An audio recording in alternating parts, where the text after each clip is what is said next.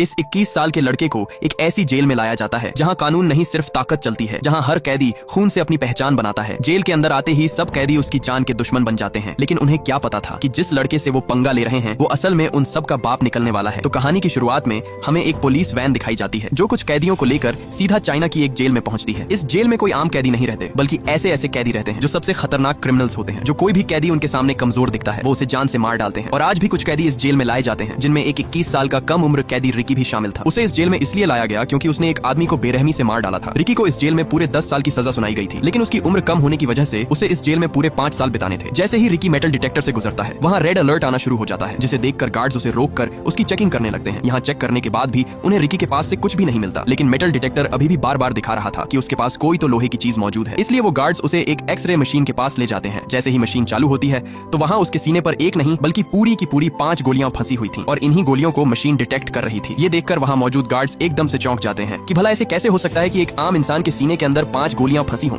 लेकिन फिर भी वो बिल्कुल सही सलामत खड़ा हो। वो गार्ड उससे कहता है कि तुमने इन गोलियों को निकलवाया क्यों नहीं। आगे से रिकी उसे बताता है कि ये गोलियां मेरी बॉडी के लिए एक पावर है, इसलिए मैंने इन्हें नहीं निकाला। फिर हमें दिखाया जाता है कि यह जेल असल में 4 अलग अलग ब्लॉक्स में बटी हुई है और हर ब्लॉक पर एक खतरनाक कैदी का राज होता है। ये चारों अपने अपने हिस्से के बादशाह होते हैं, जो चाहे करते हैं, जिसे चाहे सजा देते हैं। हर सेल का लीडर अपने इलाके में किसी को सांस भी अपनी मर्जी से लेने नहीं देता और जेल का हर एक कोना डर, खून और जुल्म से भरा हुआ है। सुबह होते ही सब अपने कामों में लगे हुए थे। तभी वहाँ एक कैदी आता है जिसका नाम सैमुअल था, जो वेस्ट ब्लॉक का लीडर था। वह आते ही वहाँ एक बूढ़े कैदी विंग को पीटने लगता है, क्योंकि उसने उसका कहना नहीं माना था, इसलिए वह उसे वहाँ पीट डालता है। दरअसल ये आदमी अपनी पूरी जिंदगी इस जेल में बिता चुका था और उसे इस जेल से बाहर जाने की कोई भी उम्मीद नहीं नजर आ रही थी, क्योंकि उसे पता था कि वो इन जालिम और बेरहम कैदियों के बीच ज्यादा देर तक जिंदा नहीं बच पाएगा। इसलिए उसने जेल में ही एक छोटा सा खिलौना अपने बेटे के लिए बनाया ताकि वो अपने बेटे को एक आखिरी तोहफा दे सके। लेकिन इसी दौरान वो खिलौना सैमुअल उठा लेता है। वो बूढ़ा कैदी अपना खिलौना उससे वापस मांगता है, क्योंकि ये खिलौना उसने अपने बेटे के लिए बहुत मेहनत से बनाया था। लेकिन तभी सैमुअल वो खिलौना उसके सर पर दे मारता है, जिससे वो नीचे जा गिरता है और उसके खिलौने के टुकड़े टुकड़े हो जाते हैं। सैमुअल उसे धमकी देता है कि अगर आज के बाद मुझसे पंगा लिया तो जान से मार डालूंगा। यहाँ वो बूढ़ा उसके ताने सुन सुनकर पूरी तरह तंग आ चुका था और अब उसके दिल में सैमुअल के लिए एक बदले की आग भड़क उठती है। इसलिए वो खिलौने का टूटा हुआ टुकड़ा उठाकर उसकी तरफ भागता है, लेकिन सैमुअल का चमचा उसके आगे अपनी टांग अड़ा देता है और मौके पर ही सैमुअल वो खिलौना उठाकर जोर से उसके मुंह पर दे मारता है, जिससे वो वहीं तड़पने लगता है। उसकी दर्दनाक चीखें सुनकर गार्ड वहाँ आ जाता है, लेकिन इससे पहले कि वो गार्ड उसे उन दरिंदों से बचाता, वो उल्टा उन्हें उसे और पीटने के लिए कहकर चला जाता है। सैमुअल अपने चमचों के साथ दिलेरी से आगे जा ही रहा था, तभी रिकी आकर उसके पैर पर लात दे मारता है, जिससे उसका मुंह सीधा नीचे पड़ी नुकीली कीलों के आर पार हो जाता है और वो कीलों की लकड़ उसकी आंख फोड़ कर रख देती है। इसी दौरान उसका चमचा आकर रिकी पर हमला करने ही वाला था, लेकिन जब रिकी ने उसकी तरफ घूर कर देखा तो उसके अंदर ऐसा खौफ बैठा कि वो तीनों वहाँ से उल्टे पैर भाग निकले। यहाँ सैमुअल तो किसी तरह बच गया, लेकिन वो अपनी एक आंख से अंधा हो चुका था, इसलिए अब उसके अंदर बदले की आग भड़क रही थी। वो अब हर हाल में रिकी का काम तमाम करने के लिए अपनी जान लगा देगा, लेकिन बदला लेकर ही रहेगा। इसी दौरान उसका वही चमचा आता है और कहता है कि हमें रिकी को मारने के लिए मैड ड्रैगन की जरूरत होगी। वो उसे हर हाल में मार डालेगा। मैड ड्रैगन इस जेल में सबसे खतरनाक कैदी है, जो किसी को भी जिंदा नहीं छोड़ता। अगर कोई उससे पंगा लेता तो वो उसे अपने एक ही हाथ से खत्म कर देता। मैड ड्रैगन को वार्डन ने अभी के लिए एक काल कोठरी में बंद किया हुआ है, क्योंकि उसने पिछले दिन ही एक कैदी को बेरहमी से मार डाला था। उसी दिन सैमुअल एक गार्ड से डील करता है और कहता है कि आज ही विंग को बताओ कि उसकी सजा और बढ़ा दी गई है और अब वह इस जेल में पूरे 20 साल और बिताएगा। इसलिए वह गार्ड सीधा उसके पास आता है और बताता है कि अब तुम्हारी रिहाई कैंसिल कर दी गई है और अब से तुम्हें 20 साल और इस जेल में गुजारने होंगे। ये सुनकर उस बूढ़े कैदी के पैरों तले जमीन ही खिसक जाती है, क्योंकि उसे पता था कि अगर अब वह इस जेल में रहा तो सैमुअल उससे अपना बदला जरूर लेगा और उसे तड़पा तड़पा कर मारेगा। इसलिए वो गार्ड्स के पैर पकड़कर उनसे रिहाई की भीख मांगता है, लेकिन वो गार्ड्स आगे से उल्टा उसे पीट कर वहाँ से चले जाते हैं। इससे पहले कि अब वो और तड़प तड़प कर यहाँ अपनी जिंदगी गुजारता, उसी रात वो अपने आप को फांसी पर लटका कर खत्म कर देता है। ये खबर पूरी जेल में फैल जाती है और रिकी को भी पता चल जाता है कि जिसकी उसने उस दिन जान बचाई थी वो मारा जा चुका है। जब गार्ड्स उसकी लाश वहाँ से ले जा रहे थे तब वहाँ रिकी आता है। वो जब विंग के हाथ पर लगी हथकड़ी देखता है तो वो उन गार्ड्स को उसके हाथों से हथकड़ी खोलने के लिए कहता है, क्योंकि वो मर चुका है, अब तो उसे आजाद कर दो। तभी रिकी उसकी हथकड़ी को वहाँ आसानी से तोड़ डालता है। ये देखकर वो गार्ड्स हैरान रह जाते हैं कि इतनी मजबूत हथकड़ी कोई आम इंसान कैसे तोड़ सकता है। रिकी विंग का वही खिलौना निकालता है जो उस दिन सैमुअल ने तोड़ा था और जिसे रिकी ने ठीक कर दिया था। वो उस खिलौने को उसकी बॉडी पर रख देता है ताकि उसे थोड़ा सा सुकून मिल सके। अब विंग को मरता देखकर उसका दिल अंदर से टूट जाता है और एक बार फिर से रिकी के अंदर बदले की आग भड़क जाती है और अब वो सैमुअल से विंग का बदला लेकर ही रहेगा। अगली सुबह सब कैदी नहाने के लिए आते हैं। जब रिकी नहा रहा था तब वहाँ सैमुअल आकर उसे घूर घूर कर देखने लगता है और इसी दौरान वहाँ वो सांड कैदी मैड ड्रैगन आ जाता है। वो सीधा आकर उसके मुंह पर मुक्का दे मारता है और रिकी गुब्बारे की तरह उछलता हुआ एक कोने पर जा गिरता है, लेकिन आगे से रिकी भी एक तूफान की तरह उठ खड़ा होता है और उसके पेट पर इतने जोर का मुक्का मारता है कि उसका पेट अंदर से फटकर बाहर आ जाता है और वो मौके पर ही मारा जाता है। ये देखकर सैमुअल एक कील को लेकर सीधा रिकी के हाथ के अंदर घुसा देता है, लेकिन आगे से रिकी भी उसकी सब उंगलियों को एक तीली की तरह तोड़ देता है। अब रिकी का बदला लेने का वक्त आ चुका था और वो मौके का फायदा उठाकर एक मुक्का सीधा सैमुअल के पेट से आर पार कर देता है और आखिरकार सैमुअल का काम वहीं पर तमाम हो जाता है। सामने खड़े कैदी ये सब देखकर अपने होश ही खो बैठते हैं। इसी दौरान गार्ड आकर उसे वहाँ से पकड़ कर ले जाते हैं। तभी वहाँ एक कैदी नरूमी जो नॉर्थ ब्लॉक का लीडर था वो उसके पास आता है। आया तो वो रिकी के अंदर अपना डर बैठाने के लिए था, लेकिन जब उसने रिकी के हाथों मैड ड्रैगन को मरते देखा तब वो उसे चूहे की तरह अपना दोस्त बनने के लिए कहता है, लेकिन रिकी उसे कुछ भी कहे बिना वहाँ से चला जाता है। उसे सीधे एक ऐसे सेल में बंद कर दिया जाता है जहाँ सबसे खतरनाक कैदियों को रखा जाता था। जैसे पहले मैड ड्रैगन था,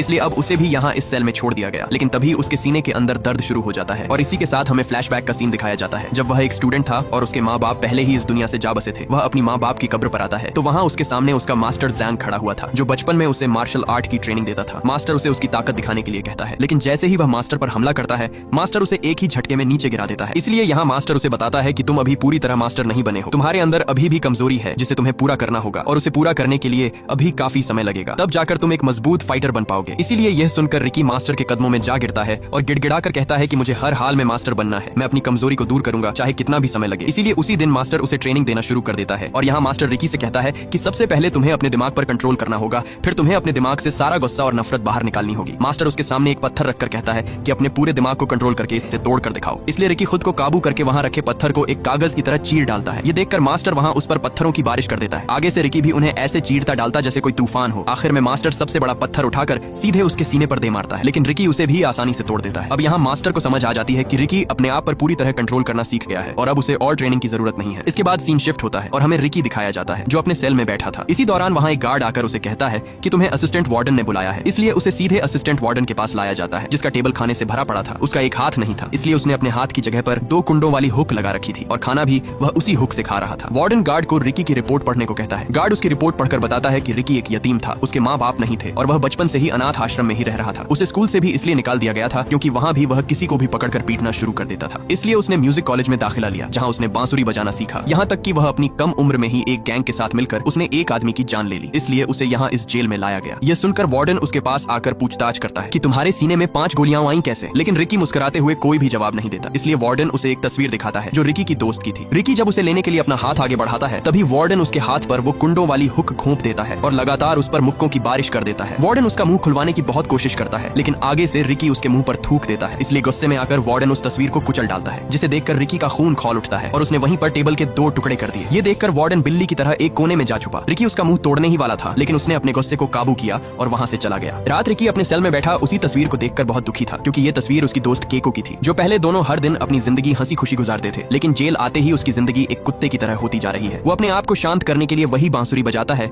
जो वो अपनी दोस्त के साथ बैठकर बजाता था, लेकिन तभी एक गार्ड आकर उसे बांसुरी बजाने से मना करता है और कहता है कि अगर दोबारा बांसुरी बजाई तो बांसुरी के टुकड़े टुकड़े कर दूंगा। अगले दिन जब सैमुअल का चमचा अपने सेल से बाहर आया तब उसके पीछे कुछ कैदी पड़ जाते हैं, क्योंकि उसी की वजह से विंग अपनी जान से हाथ धो बैठा। अब ये सब उससे विंग का बदला लेना चाहते थे। वो उसे एक नुकीली तलवार से काटने ही वाले थे, लेकिन तभी वहाँ वही कैदी नरूमी आता है। वो उन्हें उसे मारने से मना करता है, क्योंकि अगर उसे मार दिया गया तो तुम सबकी सजा और बढ़ा दी जाएगी, यहाँ तक कि उन्हें सजाए मौत भी हो सकती है। लेकिन वहाँ वोंग नाम का कैदी उस पर गुस्सा होता है और कहता है कि जब हम पर जुल्म होता था तब तुम कहाँ थे, उस वक्त तुमने हमारी मदद क्यों नहीं की, और अब जब हमारी बारी आई तो तुमने इसे जिंदा रहने के लिए क्यों छोड़ दिया। वो उससे कहता है कि हमें इसे जिंदा नहीं छोड़ना चाहिए, हमें इसे मारना ही होगा। ये सुनकर नारूमी गुस्से में आ जाता है और वही नुकीली तलवार लेकर उसका मुंह बीच से काट देता है, जिससे वो वहीं तड़पने लगता है। इधर ऊपर खड़ा वार्डन उसे देखकर बहुत खुश होता है और कहता है कि तुमसे ये उम्मीद नहीं थी, लेकिन अब तुमने मेरा दिल खुश कर दिया है। वार्डन उसके मुंह में नुकीला हुक फंसाकर उसकी जिंदा लाश घसीटता हुआ वहां से ले जाता है। उसी दिन वार्डन नारूमी को अपने पास बुलाता है और एक हथियार देकर कहता है कि जिस तरह तुमने वोंग को मारा है उसी तरह अब तुम्हें रिकी को भी जान से मारना होगा। यह सुन नारूमी सोच में पड़ जाता है, क्योंकि वोंग तो एक आम कैदी था, इसलिए उसने आसानी से मार दिया, लेकिन रिकी कोई आम सा कैदी नहीं है। अगर उसने रिकी से पंगा लिया तो वो उसे मैड ड्रैगन की तरह फाड़ कर रख देगा, लेकिन वार्डन का हुक्म था इसीलिए वो ये करने के लिए मान जाता है। इसके बाद नारूमी जेल के ग्राउंड में आता है। वहाँ उसने वोंग को जंजीरों से बांधकर एक ढांचे पर लटका रखा था,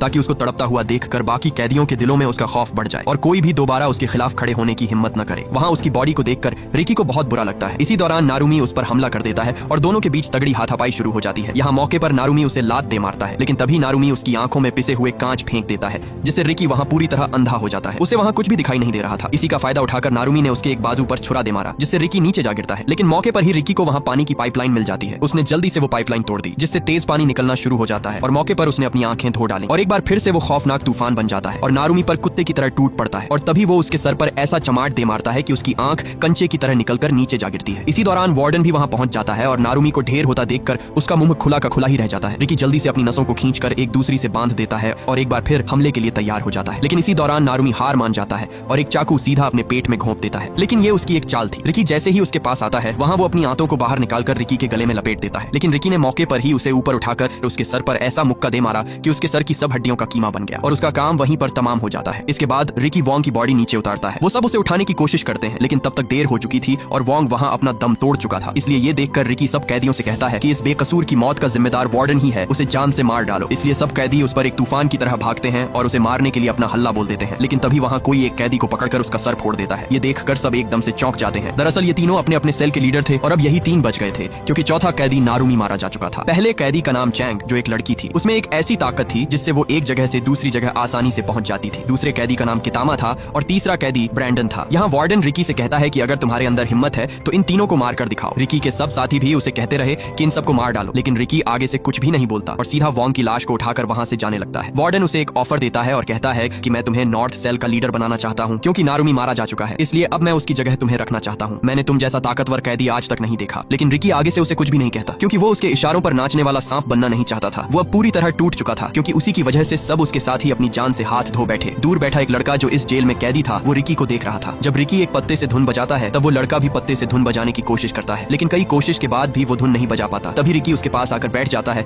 और उसे धुन बजाना सिखाता है। लेकिन इसी दौरान वो लड़का आगे से रोने लगता है। रिकी उससे कहता है कि तुम रो क्यों रहे हो, आखिर वजह क्या है। तब वो लड़का अपना मुंह खोलता है तो वहाँ उसकी आधी जबान कटी हुई थी। दरअसल वार्डन का एक राज था जो सिर्फ उसे ही पता था, इसलिए वार्डन ने अपना राज छुपाने के लिए उसकी जबान ही काट दी। यह देखकर रिकी के अंदर वार्डन से बदला लेने की आग और भी बढ़ जाती है। रिकी उसे अपनी वो बांसुरी दे देता है। जैसे ही वो उस बांसुरी को बजाता है, तब वो बांसुरी बजने लगती है, जिसे देखकर वो बहुत खुश होता है। खुशी के बदले में वो लड़का रिकी को कुछ पत्ते देता है ताकि वो भी उन पत्तों से बांसुरी बजा सके। लेकिन जब रिकी उन पत्तों को देखता है तो उसे शक पड़ जाता है, क्योंकि वो पत्ते नशा बनाने के लिए इस्तेमाल होते हैं और हकीकत में सब सेल के लीडर इन पत्तों को बेच के काफी तगड़ा पैसा छाप रहे थे। रिकी उससे पूछता है कि ये पत्ते तुम्हें कहाँ मिले। वो उसे बताता है कि मैंने ये पत्ते वेस्ट ब्लॉक से लिए थे। इधर वही लड़की उन्हें ऊपर से छुपकर देख रही थी, क्योंकि वही थी वेस्ट ब्लॉक की लीडर जो सबको ये पत्ते बेचती थी। वो लड़की सीधा एक कमरे में आकर अपने दोस्तों को सब कुछ बताती है कि हमारा पोल खुल चुका है, क्योंकि उस लड़के ने उन पत्तों के बारे में रिकी को बता दिया है। इसलिए वो उस लड़के को अपने पास बुलाती है और वहाँ एक लीडर उसे एक चाकू देकर कहता है कि तुम्हें आज रात रिकी का काम तमाम करना होगा, नहीं तो कल सुबह तुम जिंदा नहीं उठ पाओगे। लेकिन आगे से वो लड़का उसे साफ साफ मना कर देता है। इसलिए गुस्से में आकर वो लड़की उसे बेरहमी से मार डालती है। उन्होंने उसकी लाश जेल के बीच रख दी थी और सब कैदी वहाँ उसकी लाश को देखकर बहुत डरे हुए लग रहे थे। जब रिकी को ये पता चलता है तो वो सीधा उसकी लाश के पास आता है। वहाँ उसकी बॉडी को उन जालिमों ने पीस डाला था। लाश के पास आते ही रिकी को वही बांसुरी पड़ी मिलती है जो उसने उस दिन उस लड़के को दी थी। रिकी अपने साथी को मरता देखकर उसके अंदर गुस्सा उभर आता है। इधर वार्डन को भी उस लड़की के काले करतूत पता चल चुके थे, जिससे वो उस पर बहुत गुस्से होता है। दूसरी तरफ रिकी ने पूरे का पूरा उन पौधों का बाग ही जलाकर राख कर डाला। वो लड़की वहाँ भाग कर आती है, लेकिन तब तक देर हो चुकी थी और उसके सब पौधे जलकर वहाँ राख बन गए थे। रिकी गुस्से से उसे कहता है कि जिस तरह तुमने मेरे साथी को मारा है, उसी तरह मैं भी तुम्हें तड़पा तड़पा कर मारूंगा। उन दोनों के बीच लड़ाई शुरू होने ही वाली थी कि तभी वो लड़की गोली की तरह भागकर उसे ऐसा मुक्का दे मारती है, वो उड़ता हुआ सीधा एक दीवार के साथ जा लगता है। इधर जब जेल के अंदर सब कैदियों को पता चलता है कि बाहर आग पूरी तरह फैलती जा रही है, इसलिए सब कैदी मौके का फायदा उठाकर वहाँ से बाहर भागने लगते हैं। सब कैदी अपनी आजादी के लिए उस बिल्डिंग से बाहर नीचे भाग जाते हैं, क्योंकि उनके पास यही एक आखिरी मौका था इस जेल से भागने का। दूसरी तरफ वार्डन को भी सब पता चल जाता है, इसलिए वो उस गार्ड पर बहुत गुस्से होता है। लेकिन तभी एक गार्ड आकर उसे बताता है कि कल वार्डन यहाँ आ रहा है। ये खबर सुनकर असिस्टेंट वार्डन के होश ही उड़ जाते हैं, क्योंकि अगर वार्डन कल यहाँ आ गया तो सब कैदियों के साथ साथ उसकी भी कुत्ते की तरह धुलाई होने वाली थी। इधर रिकी भी पूरी तरह अपनी हिम्मत हार जाता है, लेकिन तभी उसके जहन में उसके मास्टर की बात आती है। उसके मास्टर ने उसे कहा था कि जब तुम्हें महसूस हो कि तुम अपने दुश्मन के सामने हारने वाले हो, तब उसे कभी भी अपनी असली ताकत का एहसास मत होने दो, बल्कि उसे यह यकीन दिला दो कि तुमने हार मान ली है, जिससे वो थोड़ा ठंडा पड़ जाएगा और तब तुम अपनी सब ताकत एक ही जगह पर इकट्ठी कर लो और मौके का फायदा उठाकर उस पर हमला कर दो। और रिकी भी ऐसा ही करता है और वो दोबारा से उसके सामने हमले के लिए तैयार खड़ा हो जाता है। लेकिन तभी वही कैदी ब्रैंडन वहाँ आ जाता है। वो रिकी पर रस्सियों से हमला करने लगता है, क्योंकि उसके पास रस्सी फेंकने की एक बहुत खतरनाक ताकत थी। उसने उन रस्सियों के कोने पर एक बड़ी सी नुकीली कील लगाई हुई थी, जो सबके शरीर के आर पार हो जाती है। तभी उसने एक के बाद एक हमला कर करके रिकी की बॉडी नुकीली कीलों से सील दी। इसी दौरान वहाँ वो कैदी कितामा आकर उसे पकड़ लेता है। वो उसे मारने ही वाला था कि इसी दौरान वहाँ अलार्म बजने लगता है और सबको अपने अपने सेल के अंदर जाने के लिए कहा जाता है, और जो नहीं जाएगा उसे गोलियों से भून दिया जाएगा। लेकिन कितामा भी उनकी एक बात नहीं सुनता और रिकी से बदला लेकर ही जाने वाला था, इसलिए गार्ड्स उस पर गोलियों की बरसात कर देते हैं और मौके पर ही वो सब वहाँ से भाग निकलते हैं। कितामा रिकी को एक सेल के अंदर ले आता है। सेल के अंदर आते ही उसका दरवाजा बंद हो जाता है और दोनों तरफ से सीमेंट सेल के अंदर भरने लगता है, जिससे वो दोनों सीमेंट के अंदर पत्थर बनकर मरने वाले थे, क्योंकि ये चाल वार्डन की ही थी। वार्डन किसी भी हाल में रिकी का काम तमाम करना चाहता था, लेकिन रिकी मौके पर ही उसका दरवाजा तोड़कर भाग निकलता है और कितामा को भी बाहर ले आता है। ये देखकर वार्डन हैरान हो जाता है, क्योंकि उसे रिकी से ये उम्मीद नहीं थी कि वो कितामा की मदद करके उसे बाहर निकाल कर ले आया। रिकी वहाँ खड़ा ही था, लेकिन उस पर कितामा और सीमेंट का दबाव होने की वजह से वो दोनों नीचे जा गिरते हैं। उसने अपने गार्ड से कहा कि कल वार्डन आने वाला है और जेल में जो कुछ हुआ उसके सब सबूत मिटा दो। मैं वार्डन के जाने के बाद रिकी को सबक सिखाऊंगा। अगले दिन सब वार्डन के आने के इंतजार में खड़े थे। कई घंटों के इंतजार के बाद भी उन्हें वार्डन का नामो निशान तक नहीं दिखा, इसलिए सब थक हार कर वहीं पर लेट जाते हैं। लेकिन तभी दूर उन्हें वार्डन की गाड़ी आती हुई दिखाई देती है, जिसे देखकर सब वहाँ अलर्ट हो जाते हैं। वार्डन के साथ उसका बेटा भी था। आते ही वार्डन शेंग उसे बताता है कि कल नशीले पत्तों का पूरा बाग रिकी नाम के एक कैदी ने जला डाला। ये सुनकर वार्डन उस पर बहुत गुस्से होता है। इसके बाद शेंग उसे रिकी के पास ले आता है, जहाँ रिकी एक सेल में बंद था और उसकी पूरी बॉडी सीमेंट से जकड़ी हुई थी। लेकिन तभी रिकी ने अपनी बॉडी से सब सीमेंट की परात तोड़ तोड़ दी और मौके पर ही उसने वार्डन के गले को दबोच लिया। लेकिन इससे पहले वो उसे वहां मार डालता तभी एक दीवार तोड़कर कितामा उस पर हमला कर देता है। कितामा उसके हाथों को जेल की मोटी सलाखों के अंदर दबोच देता है और उस पर लगातार मुक्कों की बारिश कर देता है। एक के बाद एक मुक्का रिकी की कमर तहस नहस कर देता है। रिकी ने उस दिन उसकी जान बचाई, लेकिन उसने उस पर जरा भी रहम नहीं किया। कितामा उसका सर दबाकर फोड़ने ही वाला था, तभी उसने अपनी पावर दिखाई और उसके गले पर ऐसा मुक्का मारा कि उसका गला फटकर बाहर आ गया। मौके पर रिकी ने उसके हाथ पर ऐसा वार किया कि उसकी सब उंगलियां बिखरकर नीचे जा गिरी और कितामा वहीं पर मारा जाता है। ये देखकर वार्डन ने ऊपर से हाइड्रोलिक प्रेस चालू कर दी, जिसे रिकी रोकने की बहुत कोशिश करता है, लेकिन तभी वार्डन उसे एक जोरदार बिजली का झटका दे मारता है, जिससे तड़पकर वो नीचे जा गिरा। वो हाइड्रोलिक प्रेस भी तेजी से उसके ऊपर आ रही थी, लेकिन इसी दौरान वो हाइड्रोलिक प्रेस अचानक ऊपर जाने लगती है। तब हमारे सामने कितामा आता है, जो अभी भी जिंदा था। उसने उस हाइड्रोलिक प्रेस को ऊपर दबाकर रखा हुआ था, क्योंकि उसके दिल में रिकी के लिए रहम आ गया था, क्योंकि रिकी ने भी उस दिन उसकी जान बचाई थी। इसी का फायदा उठाकर रिकी दरवाजा तोड़कर बाहर निकल आता है। वो तुरंत हाइड्रोलिक प्रेस को रोकता है और कितामा को बाहर आने को कहता है, लेकिन कितामा इतना जख्मी हो चुका था कि वो अपने पैर हिला भी नहीं पा रहा था। और यहाँ कितामा अपनी हिम्मत हार जाता है और वो हाइड्रोलिक प्रेस उसे कुचल डालती है। मरते वक्त कितामा से एक फोटो उड़कर आती है। जब रिकी उसे देखता है तो उस तस्वीर में कितामा और उसकी माँ थी। ये देख रिकी वार्डन पर अपना गुस्सा निकालता है, इसलिए वार्डन एक और बटन दबा देता है और रिकी दोबारा से एक गड्ढे में जा गिरता है। इसके बाद रिकी को एक बड़ा सा गड्ढा खोदकर उसे उसके बीच जंजीरों से बांध कर रखा हुआ था। तभी वार्डन वहां आकर कहता है कि सब कैदी एक एक करके रिकी के ऊपर मिट्टी फेंकना शुरू कर दें, लेकिन वहां खड़े दो कैदी उसे साफ साफ मना कर देते हैं कि हम रिकी पर ये जुल्म नहीं करेंगे। ये देखकर वार्डन उन्हें वहीं पर गोलियों से भुनवा देता है, इसलिए डर की वजह से सब कैदी एक एक करके उस पर मट्टी डालने लगते हैं। तभी वार्डन उससे कहता है कि अगर तुम पूरे 7 दिन तक इस गड्ढे में जिंदा रहे तो तुम्हें हम आजाद कर देंगे। इसी दौरान वार्डन जेंग वहां उस गड्ढे में एक बांस ठोक देता है, ताकि जब उसकी बॉडी नीचे दफनाई जाए तो वो सिर्फ इस बांस से सांस ही ले सकेगा। रात रिकी के सब दोस्त गहरे सदमे में थे, क्योंकि उन्हीं के हाथों उनका साथी गड्ढे में दबा दिया गया। इधर बाहर वही कैदी आते हैं जो ईस्ट और वेस्ट ब्लॉक के लीडर थे। वो वहां उस बांस के अंदर एक चीज फंसा देते हैं ताकि रिकी सांस न ले सके और वो नीचे ही मारा जाए। लेकिन उन दोनों के जाते ही पीछे से रिकी उस बांस को 2 हिस्सों में तोड़ देता है। इसके बाद हमें दिखाया जाता है कि एक दिन उसकी दोस्त केइको अपने स्कूल से घर वापस जा रही थी। इसी दौरान उसे वहां दूर बैठे कुछ गुंडे दिखाई देते हैं